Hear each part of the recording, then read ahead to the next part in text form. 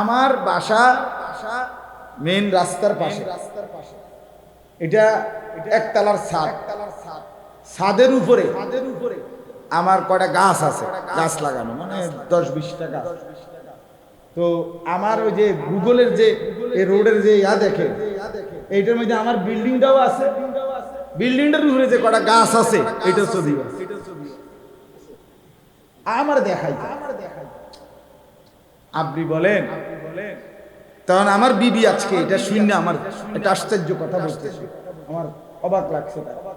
সে বলছে তাইলে তো ছাদে যাওয়াও ঠিক হবে না, কারণ ছাদে যদি আমি যাই, কোনো সময় যদি এই ক্যামেরার ছবি উঠে, ওই হঠাৎ নিজে বলে উঠছে আজকে। আমি বললাম আর কি এই অবস্থা। ওই যে আমার মাদ্রাসা সার্চ করলে বাইর করে ডাইরেক্ট হুজুরের বাড়ি কোনটা এটা বুঝেন না।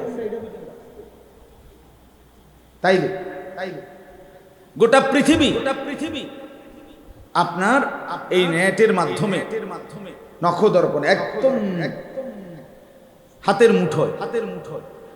তাহলে মুসলমানের শেষ ঈমান আমল শেষ করে দেওয়া শেষ বিন্দু, চতুর্মুখী নীল নকশা ষড়যন্ত্র চলতেছে খুব তীব্র বেগে। এগুলা বুঝাইতে গেল আপনি বুঝতেন না, অনেক কথা বুঝতেন না। আমারে সেদিন একজন ঢাকার বড় ব্যবসায়ী, আন্তর্জাতিক ভাবে সারা সপ্তাহে 2-3 দিন বাহিরে যায়, বড় মাফের ব্যবসা।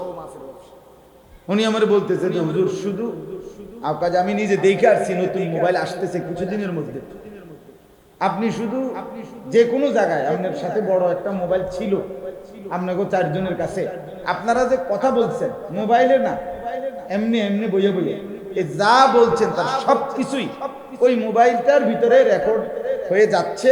আর এরপরে আপনাদের কথার আলোকে যা শুনতে বুঝতে বলতেছিলেন ওই জাতীয় তথ্য যা আছে, এরপরে আপনি মোবাইল অন করলে ওগুলোই আসে। কইয়া না, মানে এখন তো হইলো আমরা কন আনিসুর রহমান আশরাফি কি ইয়াউমা তুবলাস সারাইর। আল্লাহ কোরআনে বলছে হাসরের ময়দানে আমি তোমাদের ভিতরের গোপন কথাগুলো সব বের করে দেব।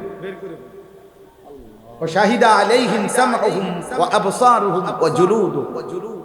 আল্লাহ বলছে হাসরের ময়দানে তোমাদের কান, চোখ এবং পুরা দেহের চামড়া কথা বলবে। তো উনি আমার একটা সুন্দর কথা কইছে, হুজুর হাসরের ময়দানে হবে প্রযুক্তির সর্বশেষ অংশ। এর আগ পর্যন্ত যে দূর আধুনিক হওয়া দরকার, কাছাকাছি কিয়ামতের আগ পর্যন্ত ওদ্দুর আল্লাহ পৌঁছাবে। নাইলে মনে করেন আমরা চালাইতাম গরুর গাড়ি, হাসরের ময়দানে হঠাৎ গিয়ে দেখবেন বিমান, এরকম ব্যবধান হইত না। বুঝছেন হিসাব? এতটা ব্যবধান হবে বুঝার ক্ষেত্রে। হ্যাঁ, তাইলে আমার বলার উদ্দেশ্য এটা না, আমি ওইটা নিয়ে বলবো। দুশ্মন তার ষড়যন্ত্র করবে, আমি বললেও করবে, আমি না বললেও কি করবে। কিন্তু দেখার বিষয় হলো রবের আসমানওয়ালা আল্লাহ তাআলা তার দ্বীন হেফাজতের দায়িত্ব নিছেন কিনা, কোরআন সংরক্ষণের দায়িত্ব কার? আল্লাহ বলেন আমি নিলাম। অতএব দুশ্মনের ষড়যন্ত্র যত নিখুঁত, যত গভীর হোক না কেন, এটা মনে রাখতে হবে তার বিকল্পে আল্লাহ তাআলার কৌশল তার চাইতে অনেক ঊর্ধ্বে। ওয়া মাকারু ওয়া মাকারাল্লাহ আল্লাহু খায়রুল মাকিরিন। আল্লাহ বলে বেঈমান ষড়যন্ত্র করে আর আমি আল্লাহ কৌশল করি, আর আমি হচ্ছি সবচাইতে বড় সর্বোত্তম কৌশলকারী। তোরা নাফরমানের 70 বছরের আধুনিকতা প্রযুক্তি আমি এক ফুৎকারে উড়াই দিতে পারি, এক ফুৎকারে উড়াই দিতে। এই জন্য আমি বলতে চাচ্ছি একটা জিনিস, এই মাদ্রাসাটা দেখা মূলত আমি কথাটা বলছি, এই কথাটা বলতে চাচ্ছি। অর্থাৎ সারা বিশ্বে মুসলমানদের বিরুদ্ধে এগুলো সব আপনাদেরকে বলাও যাবে না, নিজেদের নিরাপত্তার জন্য বলা যাবে না। কিন্তু এগুলো শুনলে মাঝে মধ্যে এমন হতাশা লাগে, ভয় লাগে, হায় হায় আর বাঁচবো কয়দিন, আর টিকবে কয়দিন। কিন্তু আবার দেখি যে বাংলাদেশের হালাত হলো প্রতিটা গলিতে গলিতে, রন্ধ্রে রন্ধ্রে আল্লাহ তাআলার কুদরতে ছোট ছোট ছোট ছোট অসংখ্য মাদ্রাসা।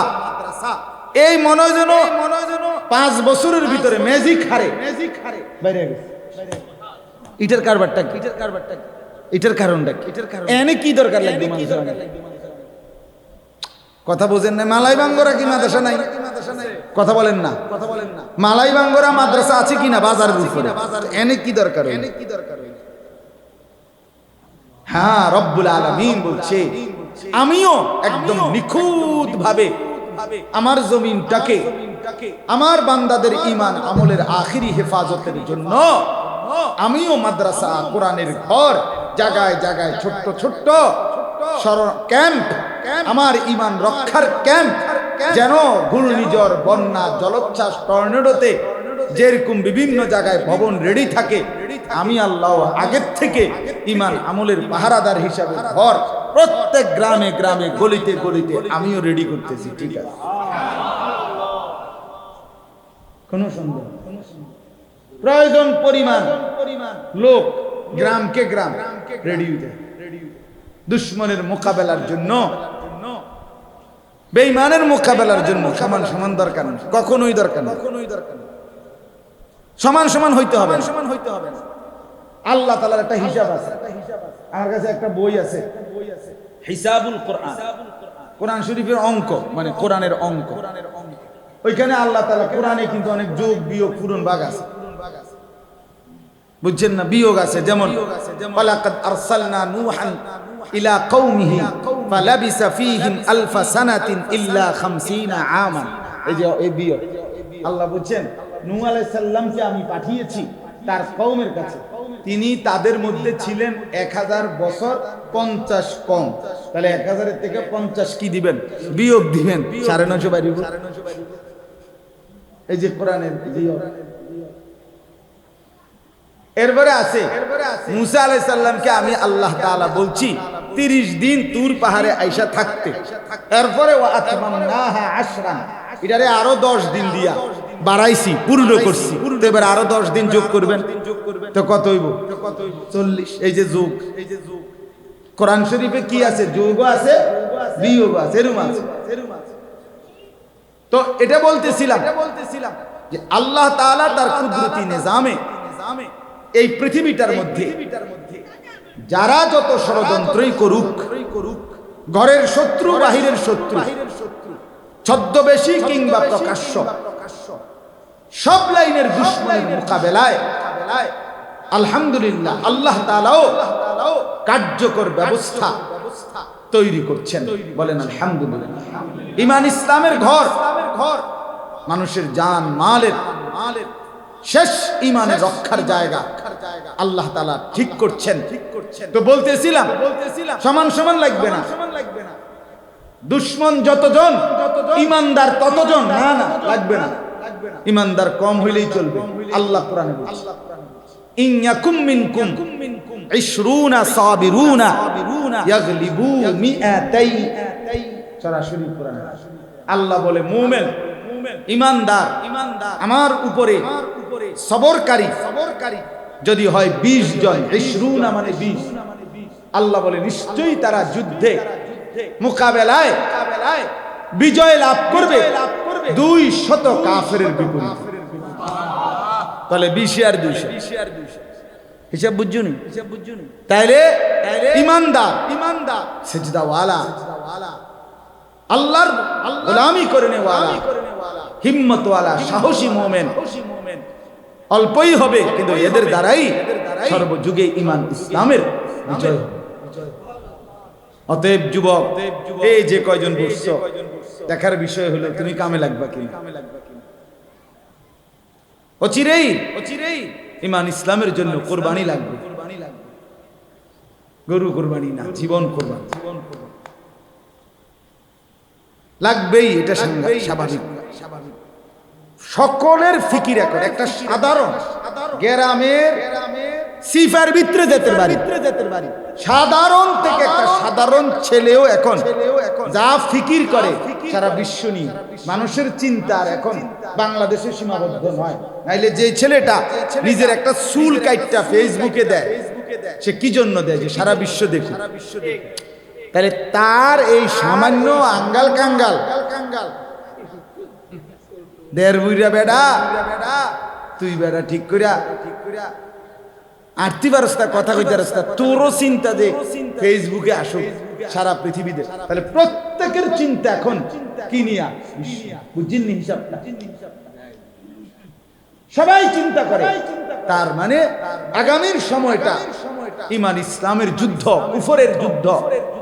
এটা হবে শুধু বাংলাদেশের এই দুইটা তিনটা ছোটখাটো দল, এদের ধাক্কা ধাক্কি, সারা পৃথিবীব্যাপী একদিকে ঈমান, একদিকে কুফর, একদিকে মুসলমান, একদিকে বেঈমান। এই মুখোমুখি শুধুমাত্র অস্ত্রের যুদ্ধ না, অস্ত্রের যুদ্ধ বলেন, মনস্তাত্ত্বিক যুদ্ধ বলেন, বুদ্ধিবৃত্তিক যুদ্ধ বলেন, কলমের যুদ্ধ বলেন, জ্ঞানের যুদ্ধ বলেন, সর্বদিকে ইনশাআল্লাহ। এদিকেও ওলামায়ে কেরাম এবং বিবেকবান দিনদার মুত্তাকি মানুষ এদিক দিকেও ঈমান ইসলাম রক্ষার বিশ্বব্যাপী প্রস্তুতি নিচ্ছে। বেঈমানও ঈমান ইসলাম ধ্বংসের বিশ্বব্যাপী প্রস্তুতি নিচ্ছে। মোকাবেলা হবেই, ঈমানদার জিতবেই।